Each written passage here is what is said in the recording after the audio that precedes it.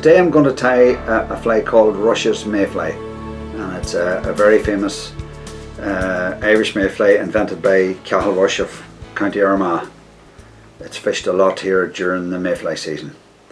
We're going to tie it on a size 10 wet fly hook, and the first thing we do, I'm going to use a lightish olive tying silk, and I'm going to catch the tying silk in about 1/8 of an inch behind the hook.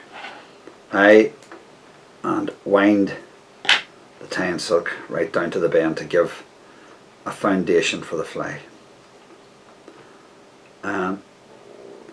This fly, like a lot of Irish mayflies, we form the tail with cock pheasant centre tail fibres, and generally we tie in maybe 4 or 5. The natural insect is 3, but if you lose a few in fishing, you've always got a few spares. So we tie it in, and what I do is I tie it in here at the bend, and I like the fibres sort of sitting up the way like that, or with the curve up. And the tail lengthwise should be about the length of the hook, maybe 1.5 times the length of the hook beyond the bend, beyond the hook bend. So we tie it in, cut off the spare fibre, and then the next material we use for the rib is a piece of red floss. Now with this red floss, sometimes I would pull some beeswax through it like that, and that helps to keep the floss together, and I suppose it makes it a bit more waterproof.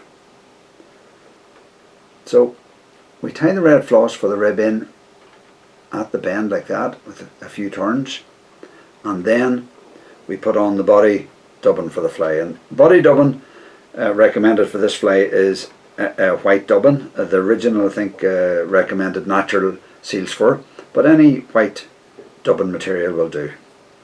So we take a piece of dubbing and we dub that on to our tying silk, and we start forming the body, or winding on the body just about the bend, and gradually work your way up the hook like that. You can add just a little bit onto it there, and then the body should really come up to about a bit over halfway, maybe 1/2 to 2/3 the way up the hook shank like that. But remember, leave room up here at the eye of the hook, because you've got 3 hackles to tie on here at the head. The next and the first body hackle we tie is a white cock hackle like that, and that's tied in just right in front of the body like that. And we tie that in with, say, 2 or 3 turns. I just lift it up, and I do that just to, it kind of tightens the hackle in and keeps it up at a right angle, and then just catching it in the hackle pliers, we wind that hackle down towards the bend. It's called palmered hackle. I take about 2 turns of hackle in front of the body, and then I wind it down on size 10 hook about 4 times like that. So say 3, 4, and then to tie that hackle in we use the red floss rib like that. So we bring it across the tip of the hackle, and then we bring it up through the body like that, and try and rib that fairly evenly like that, with even spaces right up to the front of the fly like that. At this stage I just cut off the tip of the hackle to get that out of the road, and then we bring our tying silk right through to the front. So we finish the red rib right at the front of the body hackle with 2 or 3 turns, and cut off the red floss like that. And at this stage I also cut off the white stalk of the body hackle. Now we've got our tail, rib, body and body hackle, and what I do at this stage is just push those white hackle fibres back like that and prepare the way for the next hackle, which is a lemon yellow, again, cock hackle. Just prepare that, remove all the fibres at the tip and tie that in again by the stalk. Now you'll see you've got a bit of room here between the end of the body and the eye, So leave that, use that for the first half to tie in your yellow hackle, wind it towards the bend, and then you'll have room at the front for the French partridge hackle. So we're tying in the yellow cock hackle about halfway between the eye and the body like that. Hackle's tied in, and then again we wind the yellow hackle down towards the bend or towards the body of the fly, 3 or 4 turns, and then I tie in the tip of the hackle with the turn of tying silk, and then bring the tying silk right through the hackle to the front like that. Now at that stage I keep that fairly taut, and that helps the tying silk go through the hackle. Cut off the hackle tip and cut off the yellow stalk, yellow hackle stalk. And again what I do is just push these hackles back like that with your thumb and finger. That just slants everything back kind of out of the road. And now take your tying silk just up to the eye of the hook, and we're ready now for the final hackle, which is a lovely French partridge feather. This one's dyed sort of a golden olive colour. Now we take that and we tie that in right in behind the hook eye like that.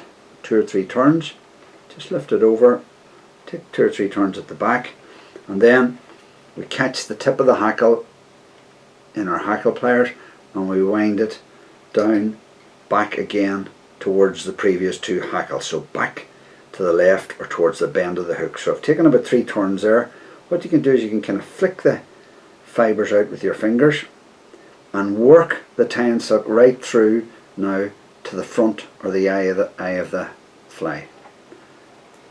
Cut off the tip of the French partridge hackle, and then put your thumb in there, push the tying silk out of the road and cut off the stalk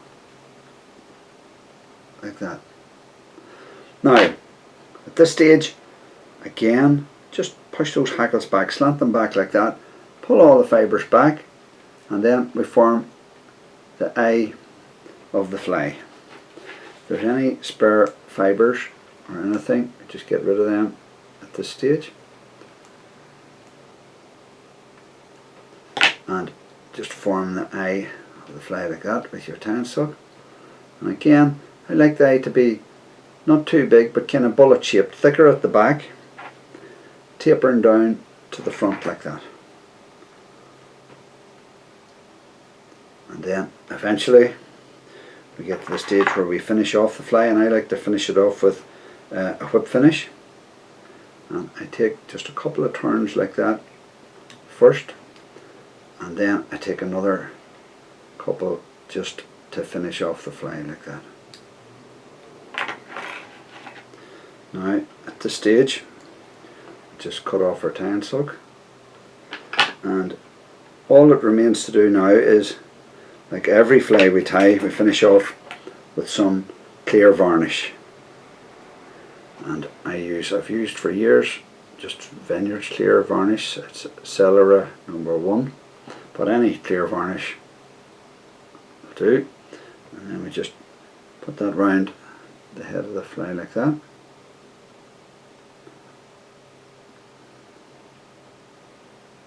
That's it.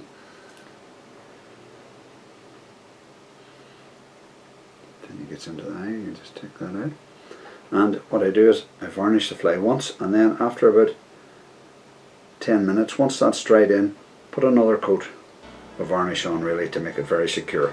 So that's the finished Rush's Mayfly. Again, a really popular fly, like many of the white-bodied mayflies fished during the Irish mayfly season.